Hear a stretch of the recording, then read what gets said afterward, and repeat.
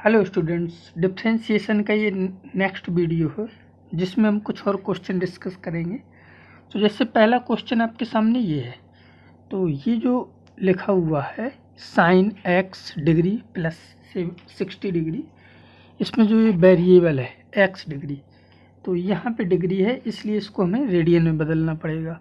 और ये तो कांस्टेंट है, इससे कोई फ़र्क नहीं पड़ेगा। यानी कि 1 डिग्री इक्वल टू क्या होता है π/180 रेडियन। ठीक है, तो ये यूज करेंगे हम। ठीक है, ये याद रखना, 1 डिग्री इक्वल टू होता है π/180 रेडियन। ठीक है, तो यहाँ पे सब्स्टिट्यूट कर दो तो y इक्वल टू आ जाएगा साइन, ठीक है, और x की जगह हो जाएगा x इंटू π/180।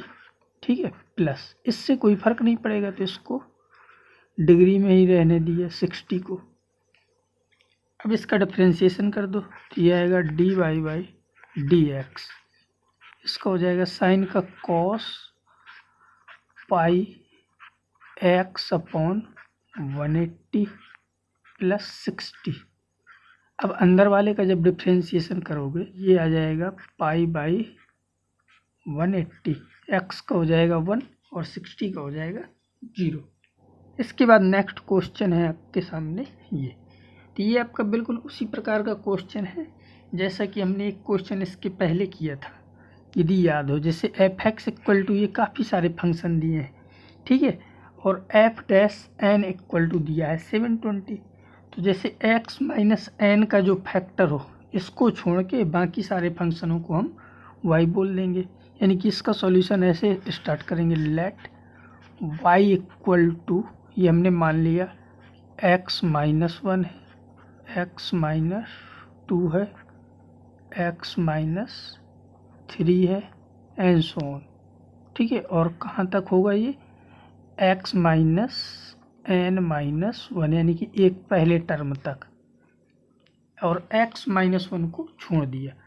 फिर जो अपना f(x) होगा फंक्शन वो ऐसे बन जाएगा, यानी कि f(x) equal to x minus n का फैक्टर लिख लिया और बाकी जो बचे उन सबको हमने y बोल दिया। अब ये चूंकि पॉलिनोमियल है तो y तो डिफरेंशिएबल होगा, तो इसका फिर डेरिवेटिव कर दो, यानी कि f'(x) equal to first as it is x minus n, second का डेरिवेटिव हो जाएगा y' plus second as it is और फर्स्ट का डेरिवेटिव हो जाएगा 1।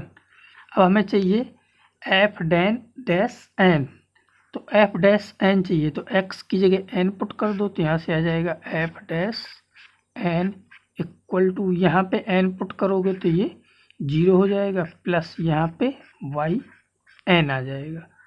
तो बस f'(n)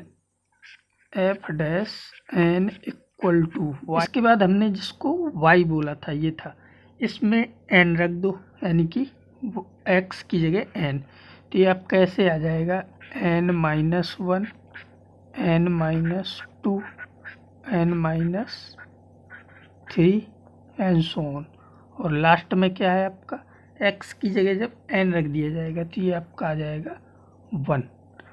ठीक है, तो ये जो लिखा हुआ है ये आपका फैक्टोरियल n बन जाएगा, यानी कि f'(n) equal two factorial n नहीं, सॉरी, ये n माइनस 1 फैक्टोरियल, क्योंकि ये टर्म कम है ना, n तक जाता है। यदि ये यहाँ पे यदि n तक जाता तो फैक्टोरियल n होता, ये लास्ट में 3 2 1 है, तो ये तुम्हारा n माइनस 1 फैक्टोरियल होगा। अब f'(n) की वैल्यू ऊपर गिवन है 720। ठीक है, तो यहाँ पे लिख देंगे f'(n) की जगह 720 बराबर n माइनस 1 फैक्टोरियल। 720 फैक्टोरियल 6 होता है, तो आ जाएगा factorial 6 equal to n minus 1 factorial. तो बस ये आ गया n माइनस 1 इक्वल टू 6, तो n इक्वल टू हो जाएगा ये 7। ठीक है, तो n की वैल्यू 7 आ जाएगी, तो जो आपका ऑप्शन नंबर सी है ये करेक्ट हो जाएगा। नेक्स्ट क्वेश्चन ये है, तो अब जैसे इसमें f(x) गिवन है, f(x) इक्वल टू gx, और ये सब मोड के अंदर है, फिर -2 इज डिफरेंशिएबल। ठीक है, for x belongs to r, और gx आपका ये गिवन है। ठीक है, तो हमें ये निकालना है d/dx f(x² + gx at x equal to 0। ठीक है, तो इसके लिए पहले समझ लेते हैं हम कि एक बार यदि याद हो तो हमने आपको एक ट्रिक बताई थी डिफरेंशियबिलिटी में।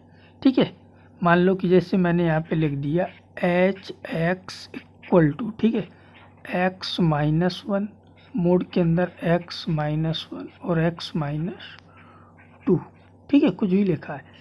तो इसमें ये बताया था कि यदि कोई फंक्शन, जैसे इसमें इसके क्रिटिकल पॉइंट यदि आप देखो तो क्रिटिकल पॉइंट मिलेंगे आपको केवल 1 और 2, ठीक है, यानी कि 1 और 2 पे हमें चेक करने की ज़रूरत है, क्योंकि ये तो बाहर है तो इससे कोई फ़र्क नहीं पड़ेगा। तो जैसे 1 2 मोड के अंदर आए तो हमें नहीं पे चेक करना है कि ये डिफरेंशिएबल होगा इन पॉइंटों पे या नहीं होगा। और यदि मोड के अंदर कोई पॉइंट है, जैसे x माइनस वन अंदर भी है और बाहर भी है, तो अगर अंदर बाहर ये दोनों मैच करता है तो बताया था कि ये जो 1 है यहाँ पे ये फंक्शन आपका डिफरेंशिएबल होगा और इस 2 पे नॉन डिफरेंशिएबल होगा क्योंकि ये केवल अंदर भर है। ठीक है, तो इसका मतलब क्या हुआ कि यदि इसने इस क्वेश्चन में क्या कहा है इस फंक्शन को कि is differentiable at for all x belongs to r, यानी कि x के प्रत्येक मान के लिए, यानी कि जो हम x जो रियल नंबर कोई भी ले तो ये डिफरेंशिएबल होना चाहिए। अगर ये डिफरेंशिएबल है तो अब ये जो मोड के अंदर आए हैं फंक्शन यही gx में होने चाहिए, तो ये डिफरेंशिएबल होगा। ठीक है, अब इसके अंदर फंक्शन कैसे, जैसे x minus one x minus two ऐसे 10 तक है, तो 10 तक का मतलब कि इनमें x की जो डिग्री है वो 10 होगी। तो यहाँ पे जो gx लिखा है इसकी डिग्री भी 10 होनी चाहिए, यानी कि इसका मतलब ये हुआ जैसे आपका ये fx है, fx बराबर है gx और मोड के अंदर है ये सारे function x minus one x minus two and so on x minus 10 तक है, ठीक है, और माइनस 2। अब यहाँ से जैसे gx दिखा तो gx 10 हो नहीं सकती, इसकी डिग्री, इसकी जो डिग्री है वो 10 नहीं हो सकती। क्यों?